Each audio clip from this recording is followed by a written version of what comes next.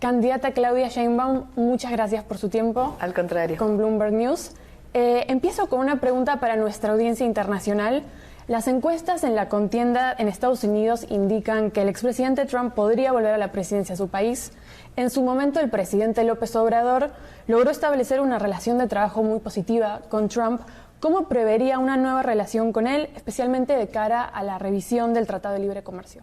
Sí, yo creo que va a ser buena, sea que gane el presidente Biden o el presidente Trump.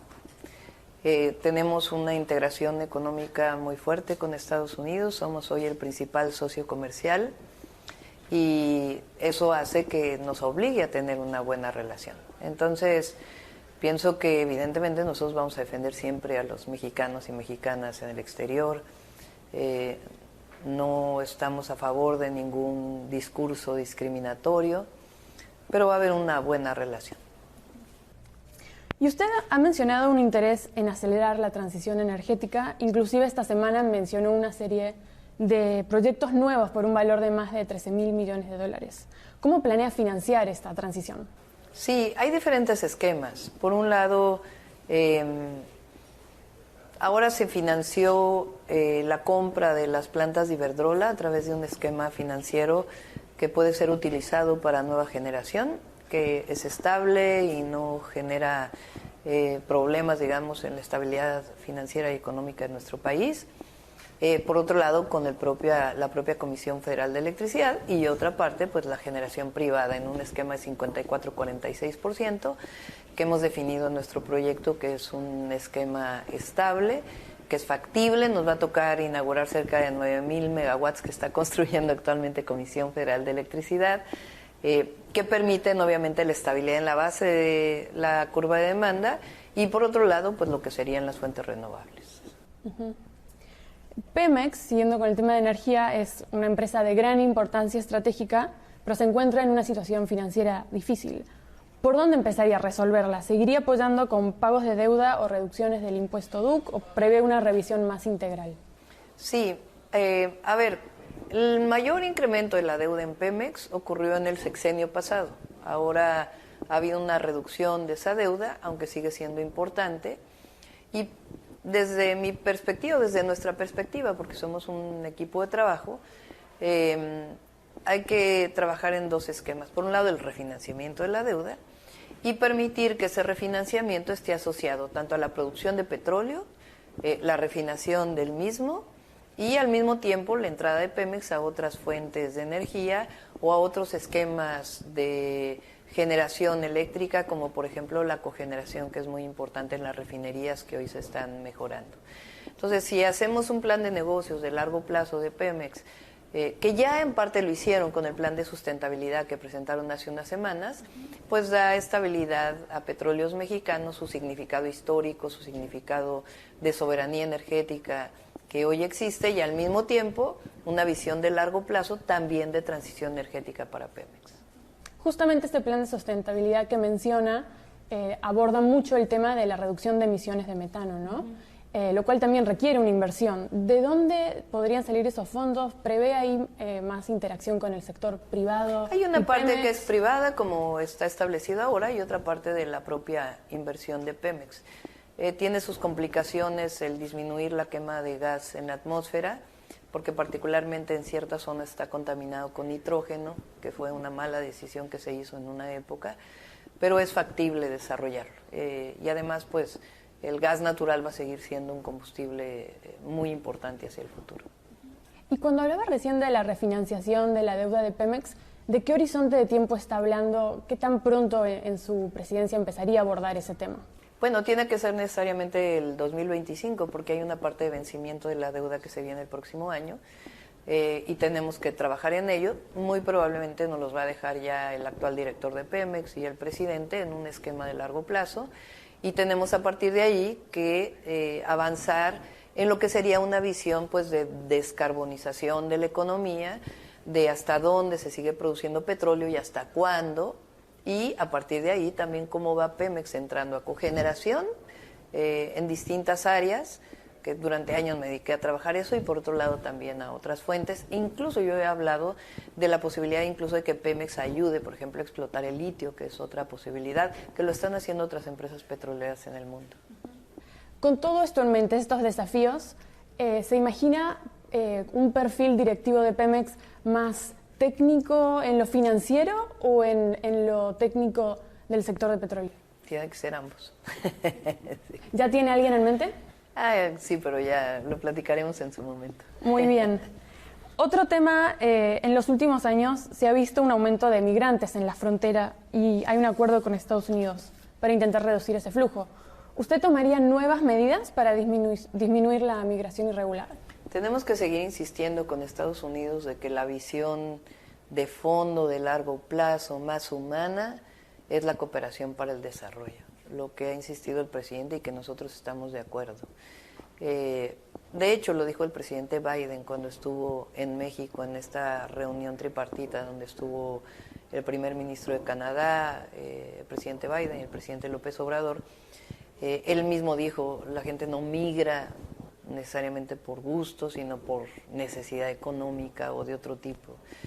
Entonces, en la medida que haya desarrollo en Centroamérica y en otros países que lamentablemente están, muchas personas desean salir de ahí por motivos económicos para ir a Estados Unidos, pues la visión de largo plazo es que haya inversión y apoyos en esas zonas.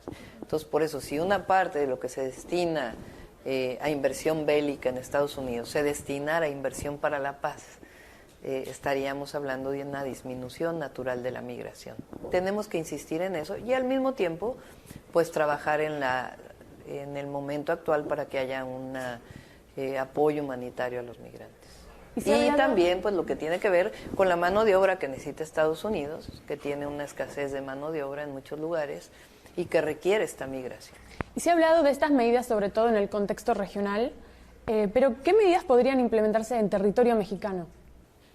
Bueno, tanto de creación de empleos, este desarrollo del sureste de México va a ser muy importante para el propio sureste, para los mexicanos y mexicanas y también para contener la migración en términos de que haya perspectivas también de trabajo en México, pero finalmente los migrantes quieren llegar a Estados Unidos, o las migrantes. Entonces, por eso hablamos de inversión y la cooperación para el desarrollo. Doctora, usted ha hablado de muchas obras de infraestructura en su administración, ¿no? Desde carreteras, parques industriales, paneles solares, plantas de ciclo combinado. ¿Cuál diría usted va a ser el proyecto insignia de su sexenio? Yo diría que la conectividad del país, en términos de los puertos, las carreteras, el aumento de ferrocarril de carga, el ferrocarril de pasajeros, la conectividad de Internet, que ya la inició el presidente y que tenemos que seguirla desarrollando con Internet para todos. Entonces, todas estas obras que permitan conectar, potenciar el desarrollo de la inversión, de la relocalización de las empresas y el bienestar, va a ser algo que quede marcado de nuestro sexenio y al mismo tiempo fortalecer lo que yo llamo los grandes derechos, que es el acceso a la educación y a la salud. Y en cuanto a conectividad, ¿en qué áreas del país se enfocaría? ¿Tiene algunas pensadas en específico? Sí, la idea, nosotros estamos planteando fortalecer los 12 polos del bienestar del Istmo de Tehuantepec que está planteando el presidente y con Chiapas, y al mismo tiempo otros 10 polos de desarrollo en otras zonas del país a través de vocaciones territoriales y de conectividad y de inversión en vivienda, en educación, en salud, que permitan potenciar ese desarrollo de la relocalización. Vuelvo un momento en cuanto a inversión al sector de energía y Pemex. Dadas las limitaciones de financiamiento de la empresa en sí, ¿ve más espacio para proyectos conjuntos entre Pemex y el sector privado y cómo se vería eso?